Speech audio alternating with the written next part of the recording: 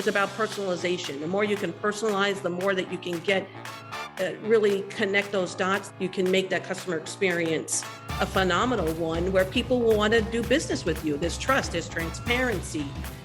I think that relationship is something that is so important. And I think data and technology and connecting all those dots and serving your customer and thinking about your customer, all those pillars can make it a win-win. It is a game changer. It seems that everyone is talking about data. At first it was big data, then it was data privacy, data mining, data management, cloud data, and more recently, how big tech is handling our data. Whether you're a massive corporation or a solopreneur, today everyone has the ability to collect customer data and is seeing lots of advantages in doing so. The challenge is, what do we do with the growing mass of data that we're able to collect? How do we turn it into something that is actionable, useful in improving or growing our business? I'm Jane Singer, and you're listening to A Seat at the Table. Each week, I sit down with industry leaders, entrepreneurs, innovators, and authors who share their experience, expertise, and insights into succeeding in business. To get some top-level advice as to how we can leverage our data to grow our business, I sat down with the very talented Joanne Persico, president and co-founder of OneCount, a SaaS platform that helps companies integrate multiple diverse data streams and then analyze it for practical, actionable customer insights that can generate more leads and 10x customer experience. In this episode, Joanne will talk about 6 pillars for rethinking how you manage data, how B2B companies can use customer data like big tech does, in other words, steal a page from B2C playbooks, and how better data management can support your company in building greater trust with your customers, something that is so important these days. Before we get started, if you're looking to develop knitwear collections that customers will crave, then Spin Expo is the place to go. It's the primary exhibition for yarns and knitwear. The fair is a rich resource featuring well-edited, high-quality collections as well as cutting-edge technical innovation, not to mention outstanding trend information that cannot be found anywhere else. You can learn more at spinexpo.com. That's www.spinexpo.com. There's also a link in the show notes. And check out our website. You can find all of the previous episodes of A Seat at the Table, the show notes, productivity tips, and lots of other useful information. You can find it at seat.fm. That's www.seat.fm. FM because it's a podcast. Now, let's sit down with Joanne and find out how we can supercharge our sales and customer experience using data we already have access to. Joanne, I am absolutely thrilled to finally have you on A Seat at the Table because we have talked about this for so long. And I know you've been crazy busy, but I'm really happy that you've been able to take the time and to join us here. I think that what you're doing with data is so relevant to what's happening in the market. Oh, well, first of all, thank you so much for having me. It's a pleasure. And I know it's been a long time in the making, so I'm so thrilled to be a guest on your podcast, A Seat at the Table. And this is an exciting topic for sure. Everybody's talking now about a little bit more about data. It was always, I don't want to talk about data, and now all of a sudden data is becoming the forefront to help guide decisions, right? Business decisions, marketing decisions. Absolutely. I think that if you look at it, there have been such massive changes taking place with big tech. And at the same time, right, we're seeing the demise of third-party cookies, which had been a key aspect for many marketers. In your opinion, what do you think is going to be the impact of all of this on marketers? What do you think are going to be some of the key things that are going to change for them?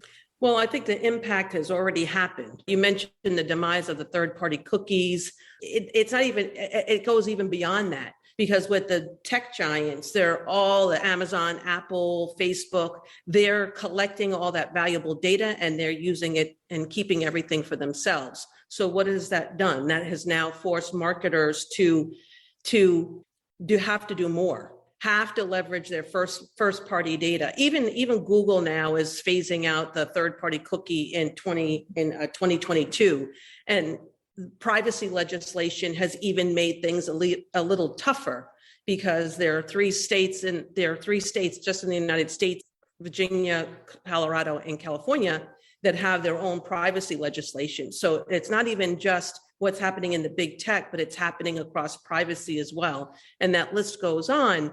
And so now marketers are really forced to say, okay, what can we do about this? And I think the fact that marketers and companies can really start looking more at their first party data, right? I think that is an important piece because the data sits right in front of them. The customers are there. What the customers are interacting in, what are they purchasing? What are they doing on site? What is that relationship with you is super important. And I think that hasn't changed. The customer has always been there. I think the expectations of the customer has changed, right? Because people are now, with COVID, I think that has kind of fueled that. People want immediacy. They want things quickly. The way customers have interacted with brands has certainly changed, but I think how that's impacted marketers will really force them to look at their own first party data and their own customers to say, okay, what's next? What can I do to serve them relevantly? Yeah, I think that's really interesting. Before we dive further into this, perhaps you can clarify what the difference is between omni-channel and multi-channel, because we often talk about omni-channel, right? Especially if we're talking about retail. But then again, there's also the phrase multi-channel that comes up. Let us share from your point of view how you would differentiate.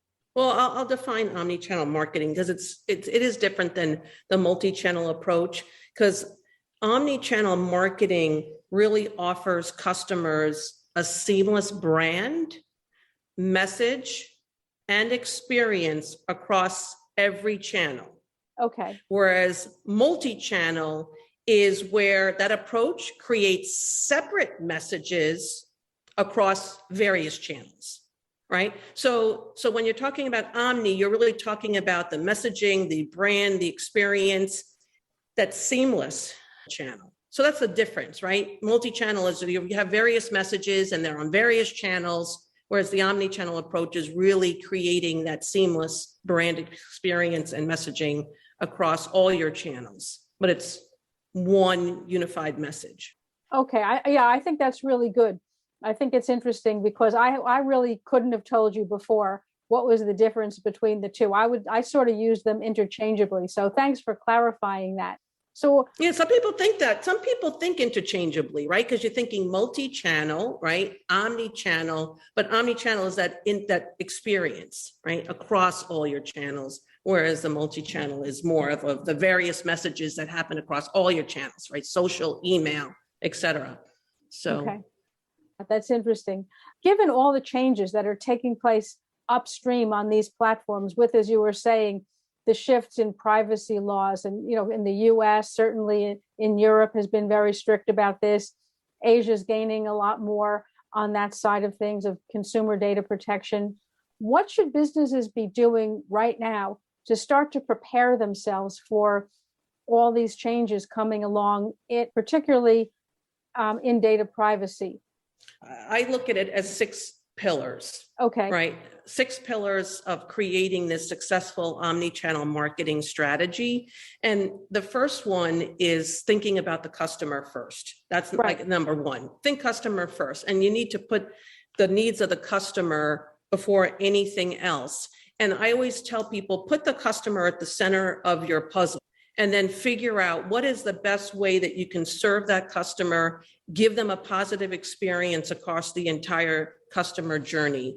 And then number 2 is know your customer, know how they're interacting with you across all of your across your brands. And I think the idea of mapping, when we say know your customer, it's not even just, oh, this is our customer in our CRM, in our customer relationship management system, but this is behaviorally what they're doing. This is what they're consuming. This is what they're clicking on. And I think having identity and behavior is an important combination. And so when we talk about what behavior is, imagine now you're collecting your clicks, your opens, your purchase history, and attaching all of that to their long tail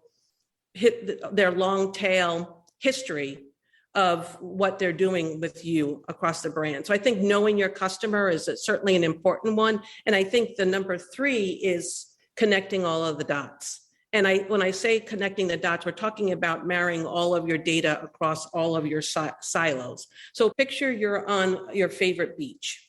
Right. And you're wiggling your toes in the white sand. Imagine this, there's more data in the world today than there are grains of sand. So there's just a ton of, so we're, what does that mean? We're swimming in a sea of data, right? Literally, First party data, second party data, third party data, transactional data, behavioral data, engagement, offline data. It's truly, this big sea. So how do you make big data more meaningful and digestible? How do you?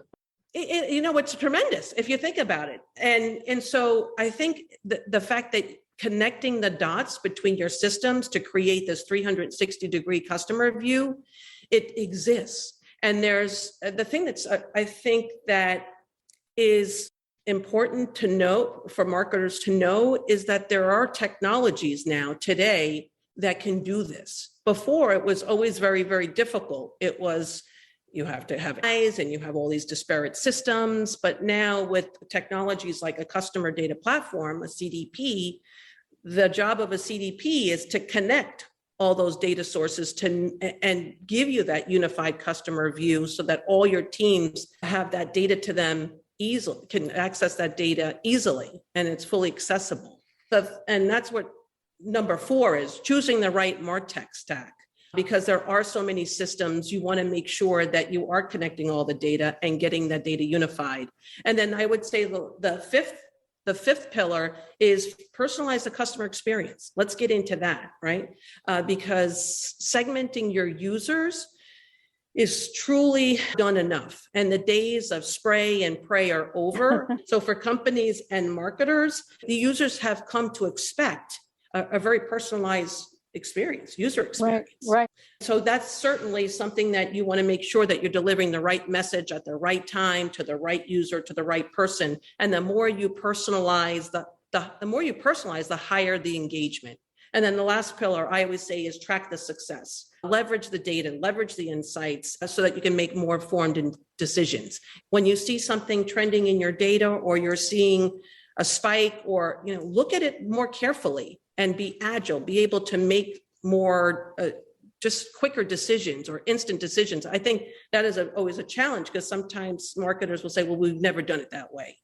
But times have changed. And I think looking at the data is certainly a key piece of making smarter marketing decisions and business decisions. So those are my 6 pillars. A little long, but important. Yeah, I think it is important. And I think you're right. People don't look at it from that point of view.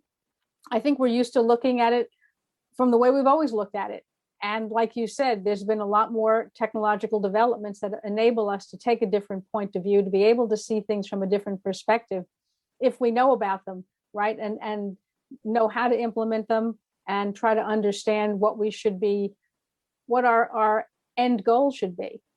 100%. And I think it becomes overwhelming. And not only that, I think the problem is when you talk about connecting the silos, it's not even just the data silos, it's even the people silos. A lot of times you'll find that the departments are siloed. Even within an organization, we work with clients and, we don't share our event data and our email list with that department. That's our data. That's our valuable data. And so I think the fact that breaking down those people silos and getting the teams all on the same page, and then remember, go back to the customer first. What is the customer really expecting from us? What should that customer journey look like? How can we make that seamless? I think that's interesting because I don't think people think about it as much as you're pointing out that they could. Do you think that perhaps that now that it's becoming more and more difficult, right, to be able to access third-party data, to be able to use third-party data, do you think that in a sense that's pushing marketers to be more reliant on first-party data, which ultimately will give them better marketing results? Absolutely, 100%. I think in the past, everyone wants to grow their audience and they want to tap into bigger audiences. And I think, that's where the third party helped them, right? Or even purchasing lists, or, I'm going to buy a list of X number of buyers or seller, whatever. But now with all of the changes that have happened in legislation, you have to have an opt-in relationship with that person. So when you talk about that first party data, now it's really looking inward to say, okay, what are we collecting? And what's amazing is that when you talk to a company or a manufacturer, they already have the data. A lot of times they'll think about consumer data. And then when you ask them, okay, well, where are all of your buyers? Are they logging in? Oh, yeah, we have a portal. Oh, our buyers log into our portal and they can look at everything. And oh, we have that. Oh, yeah, we have that data. Oh, yeah, we have all their purchase history data. Oh, our point of sale system has all that data. Let's talk about your first party data. They think of the CRM. They think of a Salesforce. And it's like, no. Let's look at the data and every single within the entire customer journey. And who is that? Is that the buyers? Or those are your seller? Are those your sellers? Are those your customers? Are those front-end users? What defines first-party data? And I think once you start looking at that from a holistic picture, then you're like, oh, wow, I actually do have a good amount of data. Now, how can I leverage that data and connect it so that it's more meaningful, so that I could do something with it? Right.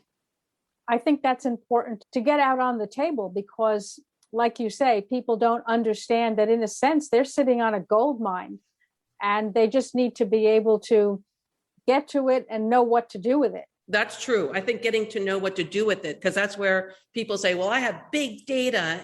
Or sometimes people say, oh, I have a lot of data and it's all unified, but it's not actionable or it's difficult to action on it. And I think that's what your point is you have to do something with it and action off the data. I think in the past, well, everyone's actioning off data. The problem is you have to action off the data in 10 different platforms, right? You may go into your Google ads, you have advertising, then you have social, that's another channel. Then you have to reach your customers in email. And so typically it's been done across so many platforms, and all of those analytics, they're all in separate systems. So it's been hard to action off each and across channel that's where technology certainly helps, because now you can see that across all of your channels in one place to say what's working, what's not working, where should we action them? Yeah, for sure. That's got to be huge because, like you said, once you start to have more than a few data streams, it gets out of control. And there's no way, unless you can get it all onto some kind of a common dashboard or something, to be able to see the kind of patterns that you need to see to be able to analyze it without doing a massive amount of work.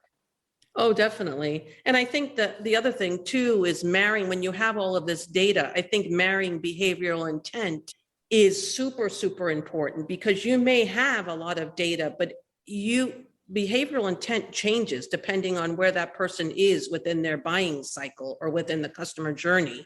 Maybe they're just researching. Maybe they're just looking at fabrics. Maybe they're just thinking about designs or what have you. And so by marrying the behavioral intent to an actual individual in your database or CRM, and then attaching, oh, okay, this is now Jane Singer, and I know Jane has bought wool in the past, and now Jane's looking at cotton. What can I do with that? What are the SKUs that she's looking at? Oh, that's interesting. She's never bought these SKUs. Oh, wait a second. That's interesting. This SKU, looking at her purchase history, she bought these SKUs, but not this one. So now I want to target Jane with maybe, these products or these SKUs, because that's what Jane is looking at.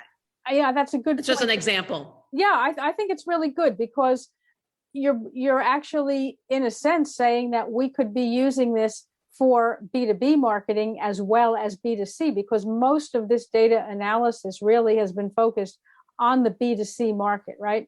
It's the big platforms, right? Like Amazon and Walmart and people like that who are selling to a consumer. But actually, from what you're saying, is we could be looking at how to implement this as, B2B. And there could be massive things that we could be learning and opportunities that we could be identifying. 100%. I think there's been a lot of focus on direct to consumer. And I think there's a huge opportunity for companies to create more of those B2B experiences where they're taking their data and looking a little bit further on, okay, well, who's logging into the portal?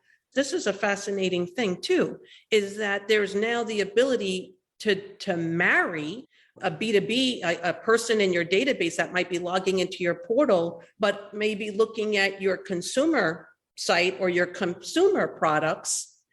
And people don't even realize it's the same person, because in the past, you couldn't marry that. You may go into your Google Analytics, and Google Analytics is going to tell you how many, but it's not going to tell you who they are. So with a platform like ours, we can tell you exactly who that person is. So maybe they're not logged in, and maybe they're on your consumer site and they're looking at these products and they're not logged in.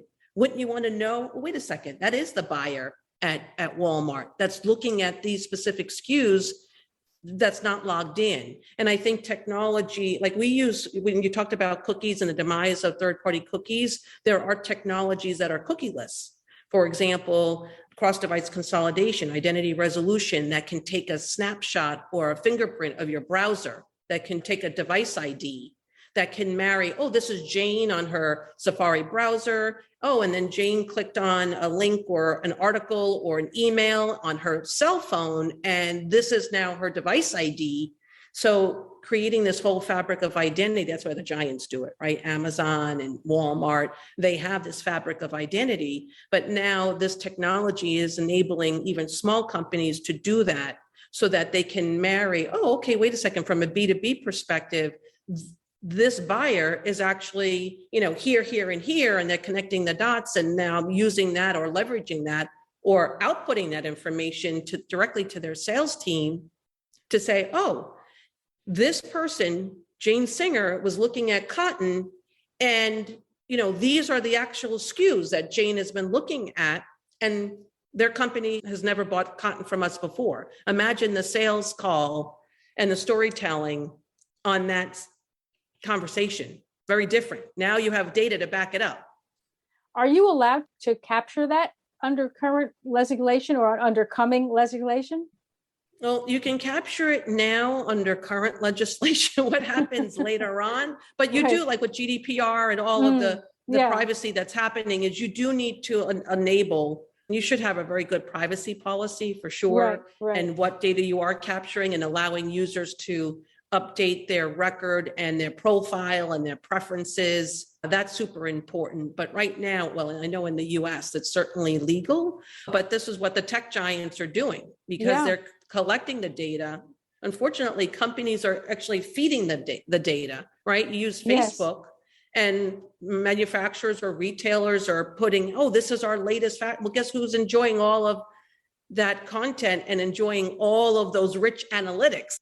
Facebook, Google. And then they're the ones who are using their algorithms to say, oh, I'm going to target Jane and retarget Jane with these products on these websites because they're utilizing all of, I guess it's kind of like the walled garden, right? That they're utilizing all of that, they're utilizing all of that data for themselves. But I think there's a tremendous opportunity, certainly on the B2B side.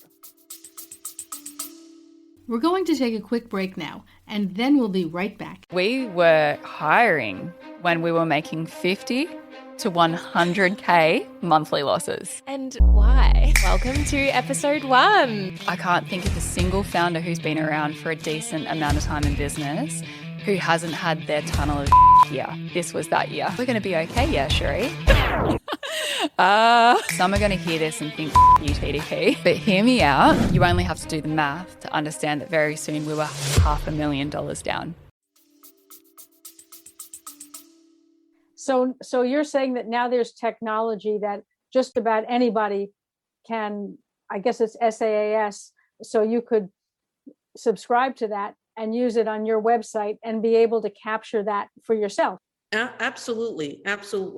And that's the category of customer data platform, CDP. That is, there's 8,000 MarTech solutions out there today, but the one that is really taking the first party data, customer data, is the CDP. And absolutely, you could put that, put a widget on the site, we start collecting behavior. What are they clicking on? What are they looking at? And then when we start feeding in all of the data sources, this is their email, this is their purchase history, this is their interaction on social, this is their interaction on the website. Now just imagine painting this holistic picture.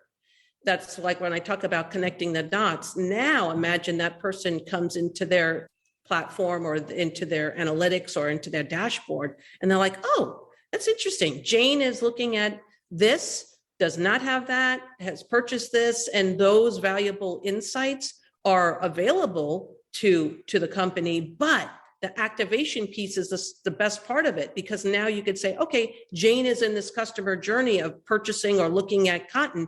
I'm going to target Jane, and maybe I'll target Jane with the pop-up when she comes to the site. Or if she's if we auto logging her in, maybe I'm going to personalize. And I think this is a great example where you can kind of steal from the playbook of, say, like an Amazon or a Walmart.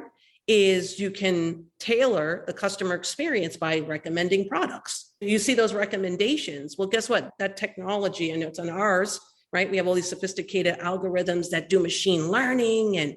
And so we can actually say, oh, okay, Jane's looking at cotton or wool. Here are the buttons that might be a perfect match that would go with that fabric, and make those recommendations. Yeah, I think that's great. So tell me a little bit about what you're doing with OneCount. Oh, sure. What we're doing with OneCount, it is a SaaS platform, a software as a service platform. What we're really doing is helping companies leverage their data, action off their data, putting it all into one place so it's easy to use. I think that's an important piece, because a lot of the technology has become so sophisticated. There's just so many pieces, and we really have tried to create this unified ecosystem that's easy to use, saves time and money, so that you can see everything in one place and action in one place. Just the example of the pop-up, going in, creating a segment and saying, okay, these are people who look like Jane, lookalikes, or this is first party, or this is a segment that I've created. Let me go ahead and retarget her on social. Click on that. We could tell you exactly who that is. We're really focusing on the first party and the identity piece, but also giving people the robust tool suite so that it just saves time and money. And it's all in one ecosystem. Or in other cases, we're spending a lot of time connecting with people's favorite systems. Some people have Salesforce or Marketo or Eloqua. And so we can ingest all of that data too. So it's really just trying to build something that's simple and easy to use. Wow. I mean, you can bring then their data from all those different platforms into one dashboard so that they can look at it.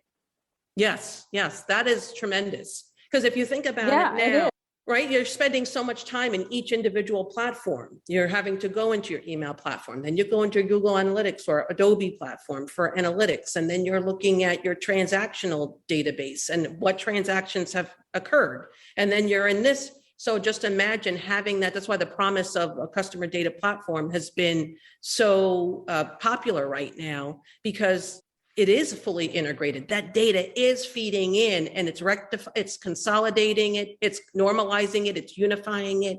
And then you can go in easily to say, okay, let me see, I need to sell this product, or my salespeople are asking me for leads. Here's a perfect example. With a technology like this, everyone's looking for lead generation, demand gen. I need more customers. I need to grow my audience. I need to sell more products. You can bring together on one platform all these different data streams so that you can sit down there as a user and look at this in front of you, having all of that together and be able to see the big picture and connect all the dots. Yes, absolutely. Absolutely. So rather than going into all of those different separate systems and spending time, now you have that holistic view and that one dashboard.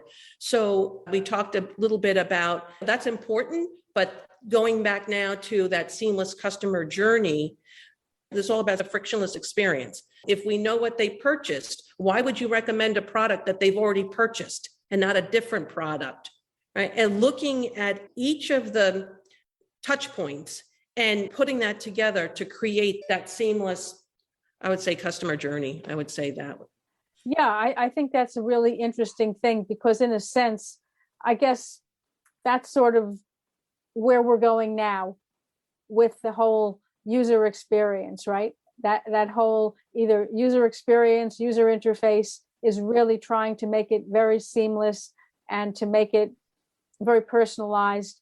So it appears that what you're doing with OneCount is really providing, for lack of a better word, a platform to be able to achieve that.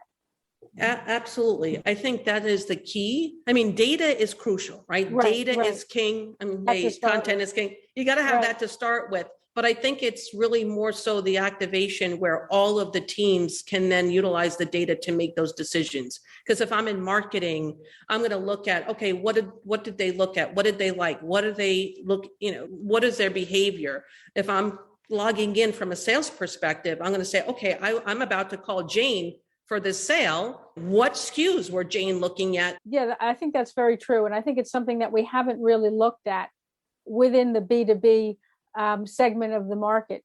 I think when you had shown me before a little bit of the behind the scenes for OneCount, which is really fascinating, and I thought it was particularly interesting that you were able to not only pull up all this data, but you were able to sort of rank things in terms of either opportunities or priorities, which I thought was huge because, as we were talking about before, as you brought up, the massive amounts of data that's out there and that companies have, and how do you pull it together?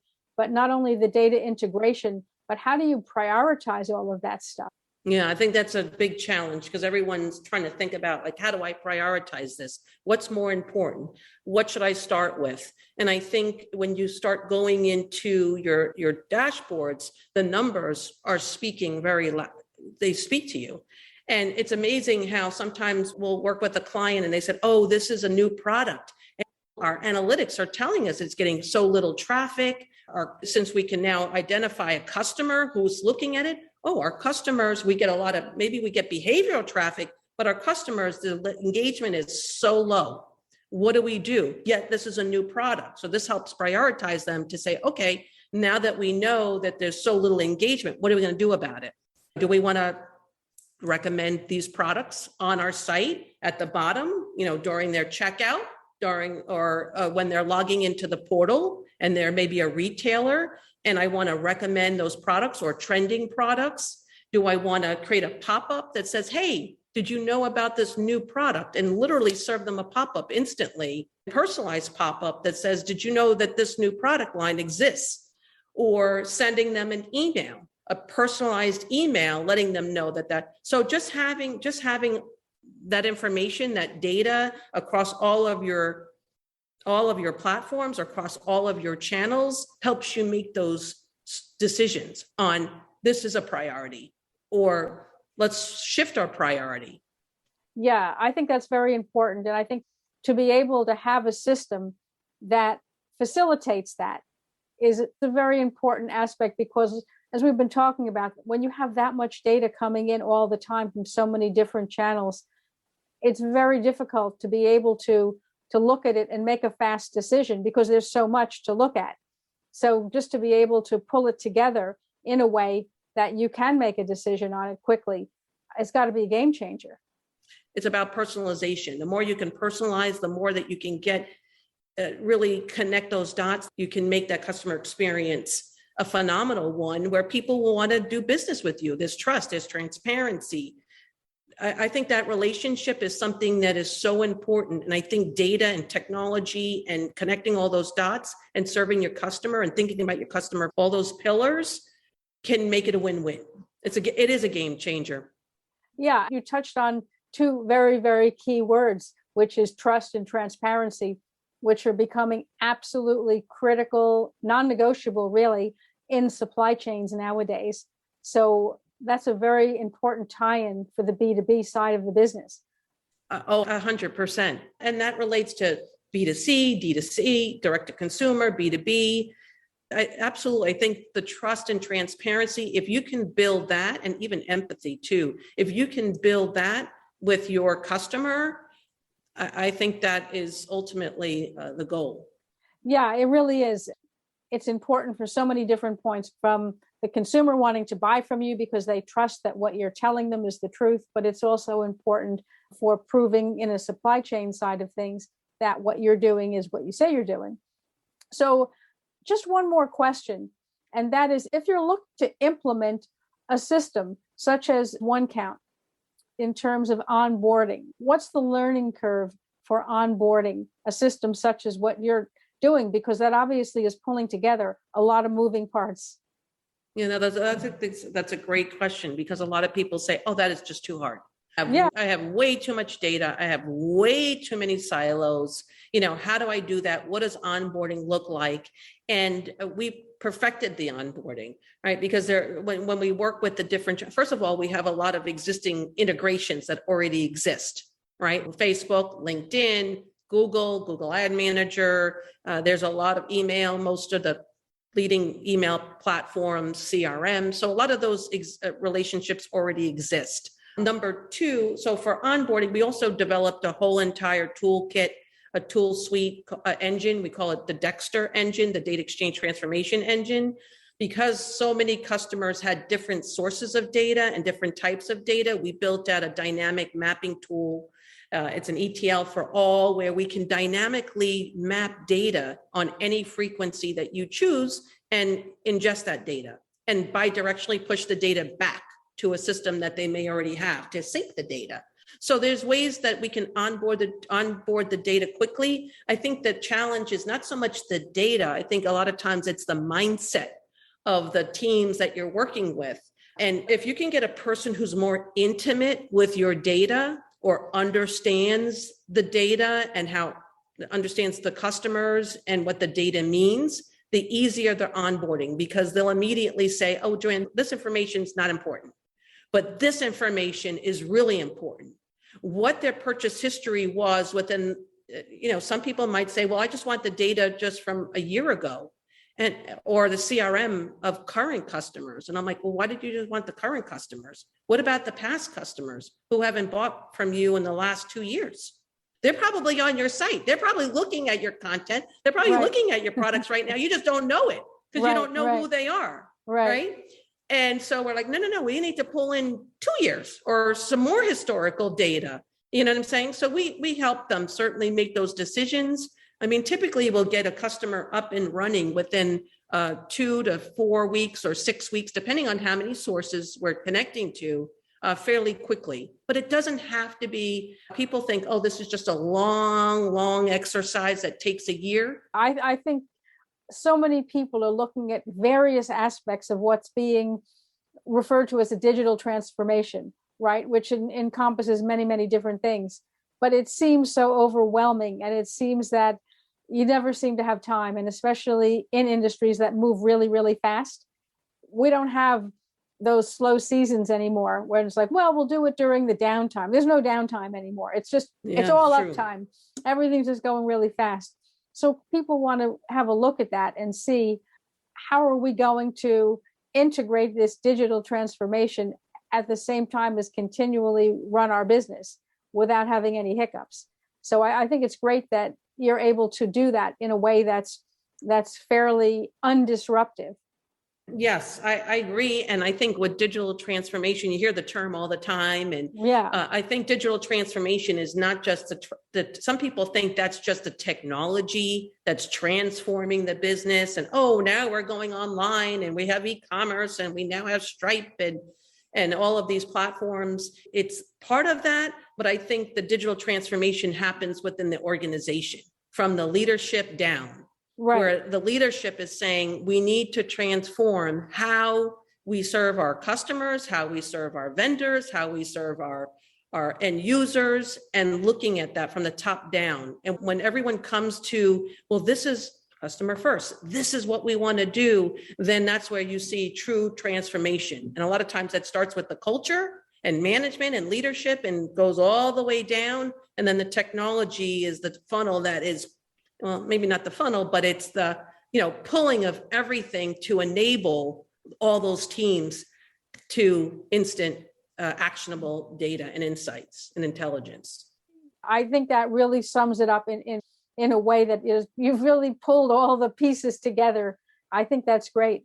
Well, Joanne, thank you so much for being on a seat at the table. I've learned a huge amount from you, and I think that what you're doing at OneCount is fabulous. And I think that to be able to pull all of this data together in one place be able to look at it in a way that makes it a little bit less overwhelming is just a tremendous benefit for companies. Oh, well, thank you so much, Jane, for having me on your show, A Seat at the Table. And it was an exciting topic. I hope that your listeners enjoy it. So thank you so much. I think they will. Where can they find you? Where can they connect with you? Oh, sure. You can certainly connect with us on our website, one-count.com, one-count.com, and certainly via LinkedIn. I love being contacted via LinkedIn. My profile is, I believe, LinkedIn /in/Joanne Persico. Anyway, you could find me on LinkedIn as OneCount president and co-founder, but those are the two best ways. And also you could find me on Clubhouse. Yeah, I'm going to put all of your contact information in the show notes. And again, thank you so much for joining us. Thank you so much, Jane. Pleasure. My pleasure. If you enjoyed this episode of A Seat at the Table, join me each week when I sit down with industry leaders, innovators, entrepreneurs, and authors who share their expertise, experience, and insights about succeeding in business and in life. And make sure to visit Spin Expo. From trend information to technical innovation, Spin Expo is the primary exhibition for yarns and knitwear. The fair provides well-edited forums featuring high-quality products that are bursting with creativity. To learn more, go to spinexpo.com. That's www.spinexpo.com. You can also find a link in the show notes for this episode. And don't forget to check out our podcast website, where you can find all of the previous episodes of the Seat at the Table podcast, the show notes, news about our upcoming masterclass series, and lots of other useful information.